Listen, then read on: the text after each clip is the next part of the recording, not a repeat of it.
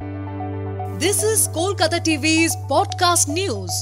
আপনারা শুনছেন পডকা। মধ্যরাতে 6.1 তীব্রতার ভূমিকম্প নেপালে, কাঁপল উত্তরবঙ্গ। আমি পবিত্র, শোনাবো বিস্তারিত। মাঝরাতে ভূমিকম্পে কাঁপল নেপাল।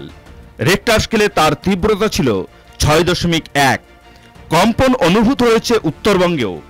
কম্পনের উৎসস্থল সিন্ধুপালচক জেলায়, যা নেপালের হিমালয় পর্বত অঞ্চলের একেবারে কেন্দ্রে অবস্থিত। নেপালের national earthquake monitoring and research সেন্টারের ওয়েবসাইটে জানানো হয়েছে, শুক্রবার রাত 2:51-তে কম্পনের এপিসেন্টার সিন্ধুপালচকের ভৈরবকুণ্ড। নেপালের বিস্তীর্ণ অঞ্চলে, বিশেষ করে মধ্য পূর্ব দিকের বাসিন্দারা বেশ ভালো মতোই কম্পন টের পেয়েছেন। নেপালের সীমান্তবর্তী ভারত, চীন এবং তিব্বতেও কম্পন অনুভূত হয়েছে। প্রাথমিকভাবে জানা গিয়েছে, এই ভূমিকম্পে প্রাণহানির ঘটনা ঘটেনি, বাড়িঘরের বড় ক্ষয়ক্ষতি হয়নি। নেপালের ভূমিকম্প হলে তা ভয়াবহ আকার ধারণ করে, তার উদাহরণ অতীতে রয়েছে। সাধারণ মানুষকে তাই আফটার শকের জন্য সতর্ক থাকতে বলা হয়েছে।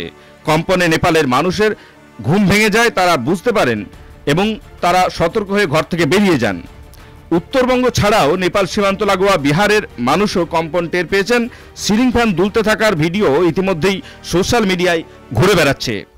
শুনুন পডকা, রাত দিন 7 দিন।